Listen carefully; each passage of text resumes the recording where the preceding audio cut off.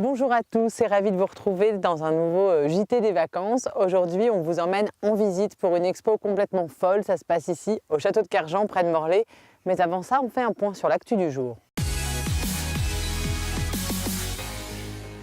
Douche froide pour les candidats qui passent cette semaine le concours de professeurs des écoles de l'Académie de Rennes. Seuls 120 postes ont été ouverts cette année, soit moitié moins qu'en 2018. Alors que les places étaient déjà chères en Bretagne, seul un candidat sur 30 sera donc admis. L'Académie de Rennes justifie cette cure par la baisse démographique. En 2019, elle s'attend à perdre encore 3000 élèves dans le public.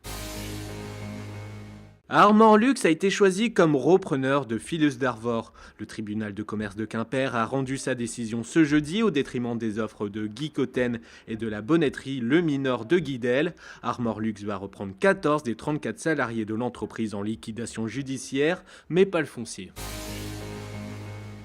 Grand nettoyage de printemps au musée d'art et d'histoire de Saint-Brieuc. Après avoir tué les insectes qui ont infesté pendant plusieurs mois les réserves, les équipes nettoient chacune des pièces à l'aide d'un aspirateur spécial. Un travail colossal, 600 pièces ont déjà été nettoyées puis expédiées dans un lieu tenu secret. Les réserves doivent être totalement vidées d'ici mai et la future exposition d'art rock.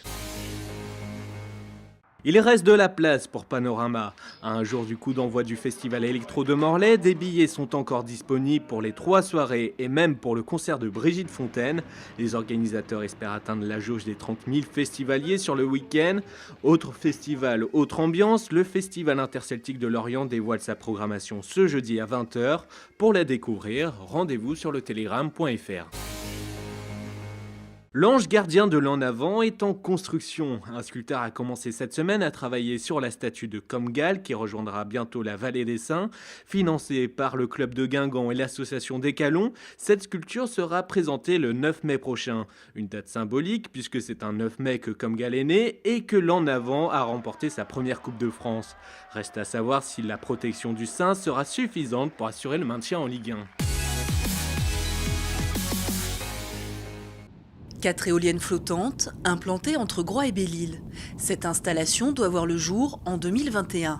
Une ferme expérimentale située à 25 km des côtes et notamment du cordon dunaire de Gavre à Quiberon. Des dunes sauvages récemment labellisées Grand Site de France. Les inquiétudes étaient réelles. On a été tranquillisé assez rapidement dans la mesure où il était clair que c'était 4 éoliennes à titre expérimental, étant donné aussi qu'on a pu poser la question que si l'expérience était concluante, que des éoliennes telles qu'elles sont installées là pourraient se retrouver à distance raisonnable de la côte, ne pas venir polluer visuellement des paysages d'exception. Préserver le territoire tout en sortant de la dépendance énergétique bretonne, voici les enjeux de l'éolien flottant. Cette ferme va produire l'équivalent de la consommation en énergie de 25 000 habitants et permettre de tester le dispositif technique. Le fait de faire ce parc pilote va nous permettre de regarder pendant les premiers mois, les premières années de cette ferme, comment cette ferme va pouvoir bouger, quels vont être les impacts. Et donc du coup, on va pouvoir non seulement les mesurer, mais également pour les parcs suivants, s'il y avait effectivement quelque chose à améliorer, pouvoir les améliorer dans le cadre des projets d'avenir. Ce jeudi, un partenariat entre Eolfi et le syndicat mixte de Gavre à Quiberon était signé. Objectif, garantir la transparence du projet, son évolution ou encore surveiller ses impacts sur l'environnement. Depuis lundi dernier, la pince hydraulique est à l'œuvre sur le chantier naval de Brest. L'objectif, couper les coques de 2 navires afin d'en recueillir les matériaux. Le Carib Palm et l'Ocean Jasper ont été achetés lors d'une vente aux enchères et acquérir un bateau pour le recycler représente un véritable intérêt économique. L'acier qui les constitue en fait est recyclable. Il y a également des métaux à l'intérieur, donc tous ces matériaux, notamment les métaux, peuvent être ensuite revendus à des fonderies. Le prix qu'on en retire couvre, et même au-delà, le coût de la déconstruction et éventuellement le prix d'achat aux enchères. Outre cet apport, ce chantier de déconstruction représente une aubaine pour le secteur. Avant de découper, il faut retirer les hydrocarbures, les mobiliers et désamianter. Des opérations qui durent déjà depuis plusieurs mois. Et si les chantiers venaient à se multiplier, Brest pourrait devenir maître du recyclage des navires. Et pour Tanguy Carriou, c'est possible. C'est profiter des atouts qui existent déjà à Brest, que ce soit les infrastructures de la CCI, les formes de radoub, les grues, Également toutes les compétences, je pense au lamanage, au remorqueur, pouvoir développer une nouvelle filière et pouvoir créer de l'emploi dans le bassin brestois et créer aussi des connaissances et des nouvelles compétences dans un domaine qui, à mon avis, a beaucoup d'avenir. Une filière encouragée par l'Union européenne, Brest fait partie des 18 chantiers navals de déconstruction reconnus par ces institutions. Avec près de 800 navires démantelés en Europe chaque année, Navaléo compte employer 50 personnes supplémentaires d'ici 2023. Et nous sommes de retour à Saint-Vougué, au château de Kerjan, au nord de Morlaix, avec Sabrina Bisson. Bonjour Sabrina. Bonjour. Sabrina, l'exposition temporaire vient d'ouvrir ses portes en ce mois d'avril ici au château de Kerjan. Elle s'appelle Fou.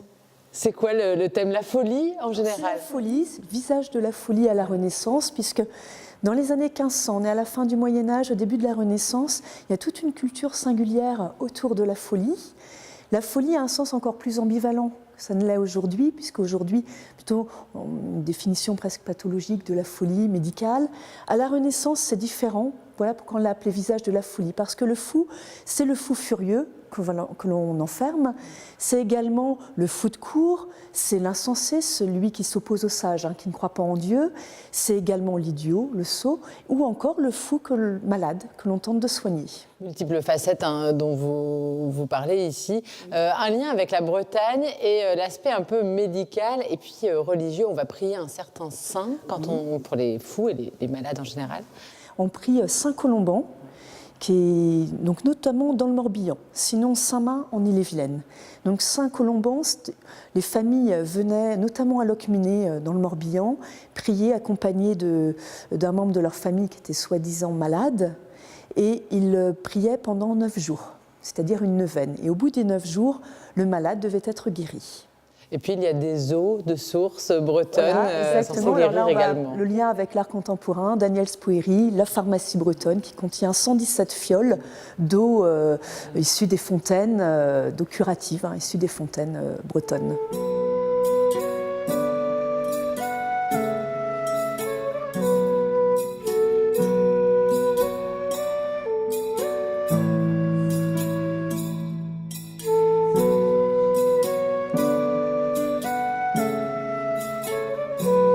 Alors on est à l'étage de l'exposition. Bonjour Noémie. Bonjour. Noémie, vous venez nous parler, vous, de l'aspect un peu ludique de cette expo.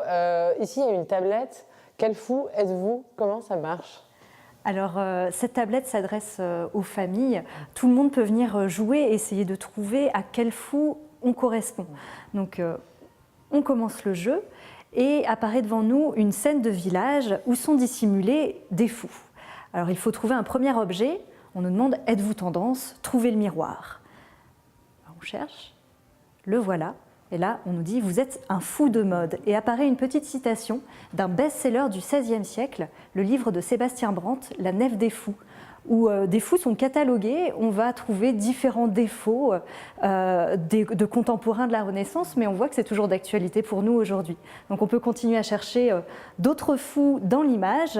Il y a plusieurs scénettes qui apparaissent et à la fin du jeu, on nous dit « Avez-vous trouvé votre fou ?» Et si vous n'avez pas trouvé le fou qui vous corresponde, on invite les visiteurs à chercher parmi les 112 chapitres de la Nef des fous. On trouvera forcément notre petit grain de folie quelque part dans cette exposition. Oui.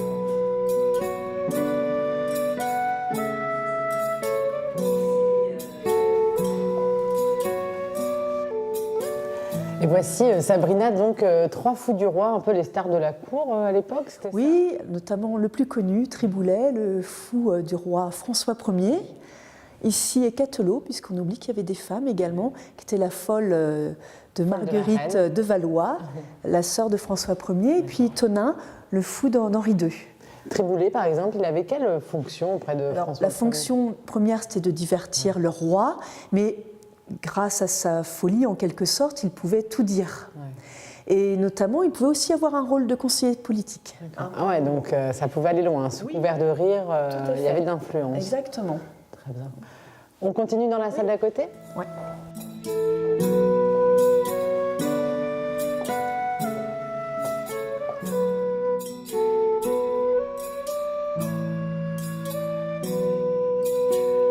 Alors tout au long de l'expo, Sabrina, on peut voir des céramiques de Nicolas Fedorenko, mais ici dans cette dernière salle, il y en a différentes œuvres de cet artiste contemporain.